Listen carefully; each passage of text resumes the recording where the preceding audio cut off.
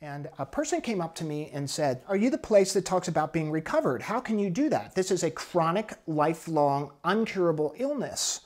And I said, "Well, what's interesting is, like some other chronic, incurable illnesses of the past, which are now manageable by science, there's new science coming out that our brain can actually change in some pretty remarkable ways and get well.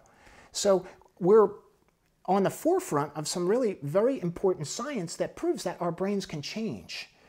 And this person looked at me and said, "You know, I've been sober for 44 years and I'm one drink away from disaster."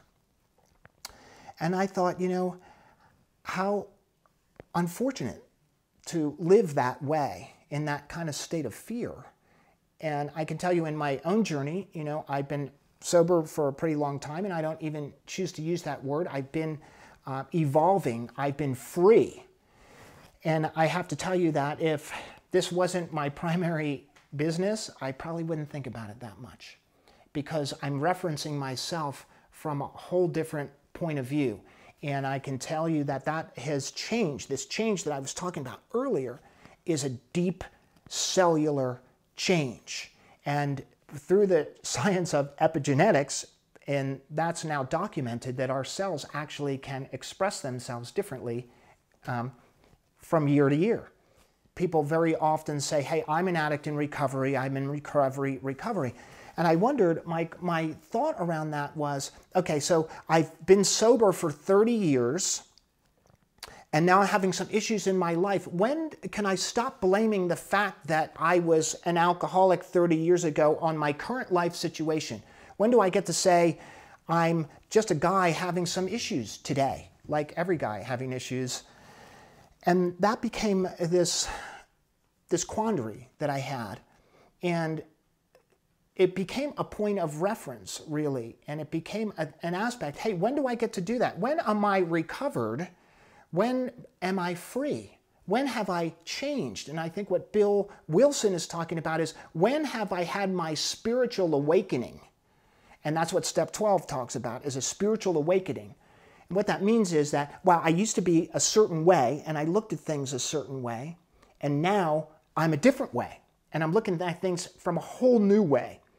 For us, recovery means that, wow, I'm referencing my life not from who I've been, from my past, but by what is possible for me. That I'm a guy now who's got possibilities, who's going some places. Being recovered means that I'm no longer free. I'm no longer sourcing myself from the past. And modern psychology, and blessings for how far it's taken us, modern psychology is based on the presumption that because this, and this happened, this is why I am the way I am today.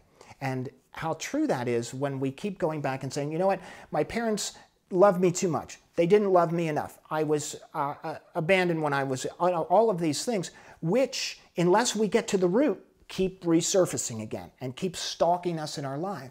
So that's why we heal the root part.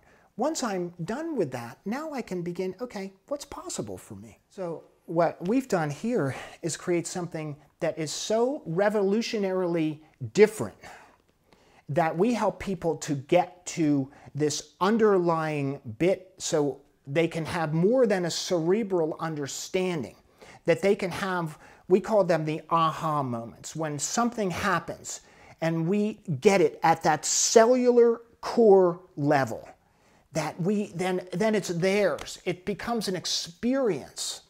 So we've taken a lot of very conceptual things. People talk about higher power and meditation and mind-body connection and holistic and all of these different things, which again, cerebrally, I understand in my mind, I know what that means, but I don't have any practical experience of them.